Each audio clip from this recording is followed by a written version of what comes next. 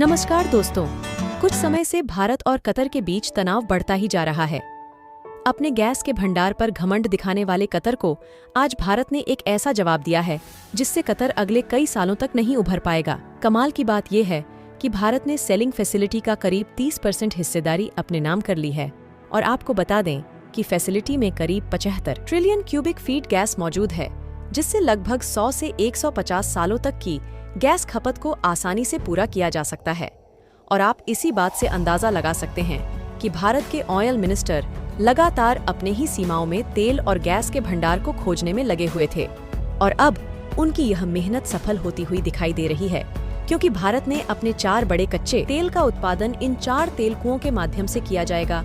साल 2021 से रुकी हुई इस परियोजना को फिर से भारत रिस्टार्ट करेगा और ऐसा इसलिए क्योंकि लगातार ओपेक और ओपेक प्लस कंट्रीज मीटिंग्स कर रहे हैं और कुछ बड़े फैसले आने बाकी हैं, जिसमें यह डिसाइड किया जाएगा कि कई देश जो दुनिया के सबसे बड़े तेल उत्पादक हैं, इसके अलावा बड़े निर्यातक भी हैं, वह अपने मिल प्रोडक्शन कट और बंद करने वाले हैं। यानी कि सीधा असर तेल मार्केट के ऊपर पड़ने वाला है और खासकर उन देशों को जिसमें भारत भी शामिल है। इन देशों पर बड़ा असर पड़ेगा क्योंकि भारत अपनी तेल जरूरतों का करीब 85% ऑयल अलग अलग देशों से आयात करके पूरा करता है। लेकिन भारत में शुरू होने वाला ये तेल उत्पादन भारत के आयात में काफी बड़ी कटौती करने वाला है। पूरी डेवलपमेंट क्या है, इस वीडियो में समझते हैं। भारत जिस तरह से कतर को गैस और तेल के घमंड का सबक सिखाने वाला है, इसके लिए वीडियो को एक लाइक जरूर करें। साथ ही और भी ऐसी ही इंफॉर्मेटिव वीडियो पाने के लिए चैनल को सब्सक्राइब जरूर कीजिएगा। दोस्तों, ये खबर को जानने से पहले कुछ बातों का जानना जरूरी है, जिससे आप इस पूरी खबर को आसानी से समझ जाएंगे। दोस्तों, कल ही ऑर्गेनाइजेशन ऑफ इस्लामिक कोऑपरेशन की इम्पोर्टेंट मीटिंग कराई गई है, जहां पर इजराइल फिलिस्तीन के बीच में जो कॉम्प्लेक्स शुरू हुआ है, इसे किसी तरीके से कंट्रोल करने के लिए अब भारत भी कई इम्पोर्टेंट डिसीजन ले सकता है, जिससे इजराइल के ऊपर प्रेशर क्रिएट किया जा सके। और इसमें ऑयल प्रोडक्शन कट करना और ऑयल मार्केट को फ्लक्चुएट करना सबसे बड़ा फैसला माना जा रहा है।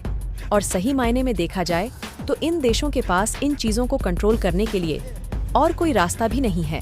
और बात रही भारत के इस समय सबसे बड़े ऑयल पार्टनर यानी कि रसिया की, तो रसिया का झुकाव भी काफी हद तक फिलिस्तीन की तरफ था, जबकि इजराइल का सपोर्ट यूनाइटेड स्टेट और रूस के बीच में किस तरीके का टकराव है, यह आप सभी अच्छे तरीके से जानते हैं। लेकिन कन्फ्लिक्ट किसी भी देश के बीच हो, उसका नुकसान भारत को हो सकता है, क्योंकि हमारी इकोनॉमी का काफी बड़ा हिस्सा ऑयल पर ही डिपेंडेंट है।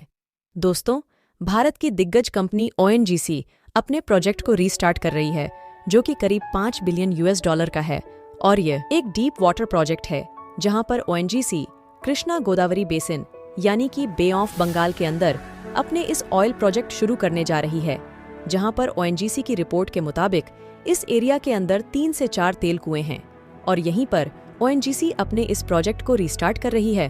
साथ ही यहां से करीब 8,000 से 9,000 बैरल प्रतिदिन कच्चे तेल का उत्पादन किया जाएगा।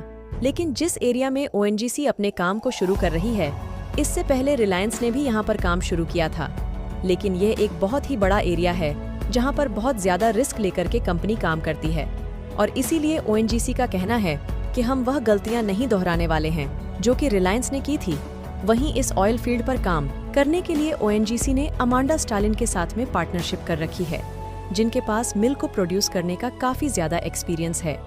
साथ ही ONGC ने एक और कंपनी के साथ में पार्टनरशिप कर ली है, जो कि बड़े लेवल पर फ्लोटिंग प्रोडक्शन टेक्नोलॉजी का इस्तेमाल करते हुए ऑयल का प्रोडक्शन करती है, क्योंकि यहाँ पर काफी ज्यादा डीप वाटर में ऑयल पर काम करना होगा और यह कंपनी स्टोरेज और ऑफ रोडिंग इन सभी चीजों को मैनेज करने का काम करती है। इम्पॉर्टेंट चीज ये है कि जो भी निकलने वाला कच्चा तेल होगा, उसे सबसे पहले Mangalore refinery and petrochemicals limited को भेजा जाएगा। वहां पर इस कच्चे तेल का परीक्षण किया जाएगा, इसकी क्वालिटी चेक की जाएगी और साथ में ग्रेड क्या है और इसको किसी कीमत पर मार्केट के अंदर लाया जाए, ये सारी चीज वहीं से डिसाइड की जाएगी।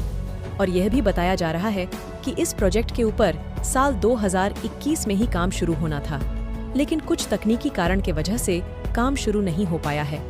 और फाइनली जिस तरीके से मार्केट फ्लक्चुएट कर रहा है, यानी मार्केट इस समय बहुत ही ज्यादा अप डाउन हो रहा है, इसलिए जल्द से जल्द भारत को अपने सभी काम रीस्टार्ट करने पड़ रहे हैं, क्योंकि अभी भारत और कतर के बीच तनाव बढ़ता ही जा रहा है। और जिस तरीके से कतर सरकार ने भारत के 8 एक्स इंडियन नेवी ऑफिसर को पेनाल्टी की सजा सुनाई है, इसके लिए कतर को एक भारी कीमत चुकानी पड़ सकती है। साथ ही कतर को भी इस बात का अंदाजा नहीं है कि भारत किस तरीके से कतर पर भारी पड़ सकता है और भारत के पास कुछ ऐसे मल्टीपल तकनीक है जिससे भारत कनाडा से भी बुरा हाल कतर का कर सकता है, क्योंकि ऑलरेडी कई बड़े मुस्लिम देशों ने कई साल पहले ही कतर का साथ देना छोड़ दिया है और अब इस लिस्ट में भारत भी शामिल होने जा रहा है। कतर की तरफ से जो किया गया है वह काफी दुखदाई है। और कुछ साल पहले की बात है, यूएई, सऊदी अरब, बहरीन जैसे देशों ने कतर के साथ अपने पॉलिटिकल रिलेशन पूरी तरीके से खत्म कर लिए हैं, लेकिन अभी तक कतर को लेकर भारत का जो स्टैंड था वह न्यूट्रल था, क्योंकि ये हमारे लिए कोई खास दिक्कत नहीं बन रहा था। दोस्तों, आपको क्या लगता है, भारत जो ऑयल प्रोडक्शन का प्रोजेक्ट शुरू करने जा रहा है, ये प्रोजेक्ट सफल हो पाएगा या नहीं? अपनी राय कमेंट बॉक्स में जरूर बताएं। इस वीडियो को यहीं पर खत्म करते हैं।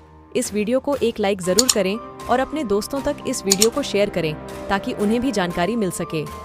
इसी तरह और भी इंफॉर्मेटिव वीडियो देखने के लिए अपने भरोसेमंद चैनल जीके अड्डा 24 ग्रुप ऑफ स्टडीज को प्लीज सब्सक्राइब करके बेल नोटिफिकेशन को ऑल पर जरूर रखिएगा। वीडियो को अंत तक देखने के लिए आपका बहुत बहुत धन्यवाद।